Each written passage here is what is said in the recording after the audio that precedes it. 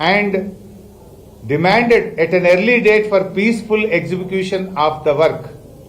Subsequently, in the evening at about 5 p.m., where excavation activities for RE wall portion was in progress by the other site staff, where they are not aware of this incidents occurred in the morning, the same persons again went to these spots, namely Boravelli and RTA checkpost in the same vehicle bearing number TS33E6768 and threatened the site engineers and bet the excavator operators, photographers of car and the photo of persons who bet our staff are herewith enclosed as an evidence. ఎవడైతే మా ఉద్యోగుల్ని కొట్టినరో, ఏ కార్లు అయితే వచ్చినరో, ఫోటోలు, car నంబర్లు అన్ని కూడా ఈ complaint తో జత చేస్తున్నాము. మమ్మల్ని కాంట్రాక్ట్ చేసే వాళ్ళను డబ్బులు ఇవ్వండి, కోట్లాది రూపాయలు లంచం ఇవ్వండి అని మమ్మల్ని కొట్టినరు, బెదిరించిండ్రు, డబ్బులు ఇవ్వమని మమ్మల్ని ఇబ్బంది పెడుతున్నారు అని కాంగ్రెస్ పార్టీ మాజీ ఎమ్మెల్యే, ఏఐసిసి నాయకులు సంపత్ కుమార్ గారి మీద ఇది కంప్లైంట్ 9వ తారీఖు. ఇవాళ ఎంత డేటు? 14వ తారీఖు.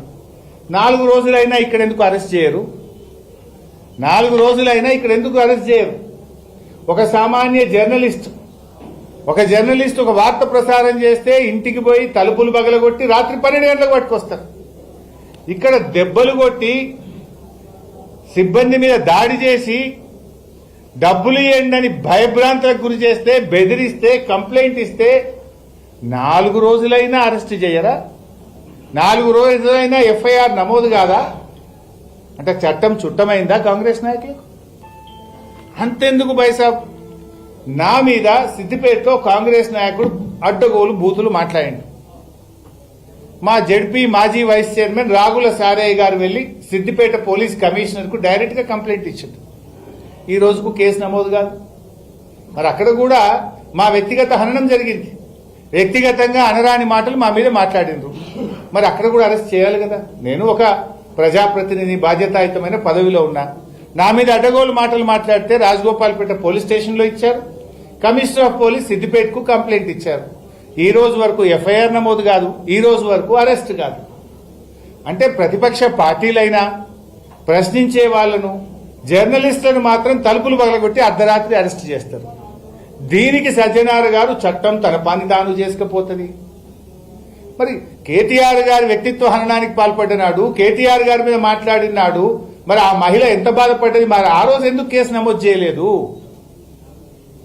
ఎందుకు? మరి మీరు పట్టించుకోకపోతేనే కదా కేటీఆర్ గారు డిఫమేషన్ సూట్ వేయాల్సి వచ్చింది.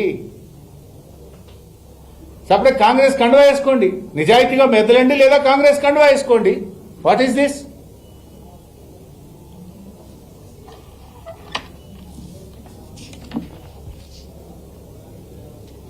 ఇంకో బాధ కలిగేది ఏంటంటే రేవంత్ రెడ్డి గారికి ఈ మిడ్ నైట్ ఏమంటారు చూడండి, రాత్రి కాగానే కొన్ని సినిమాల్లో ఇట్లా అయిపోతారు చూడు మనుషులు. 12 కాగానే మనిషి ఏమవుతాడు?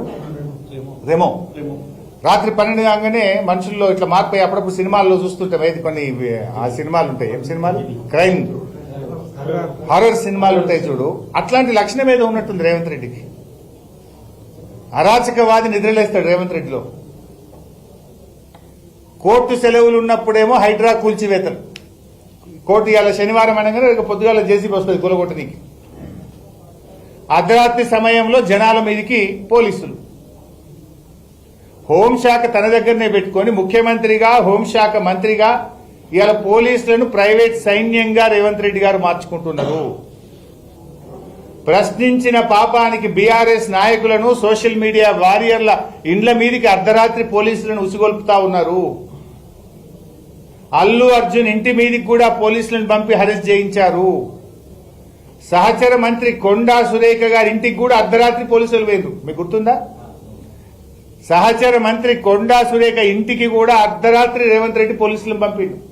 రాత్రి 12 గంటలకు కొండా సురేఖ గారి బిడ్డ బయటకు వచ్చి మీడియాతో మాట్లాడాల్సిన పరిస్థితి ఏర్పడ్డది.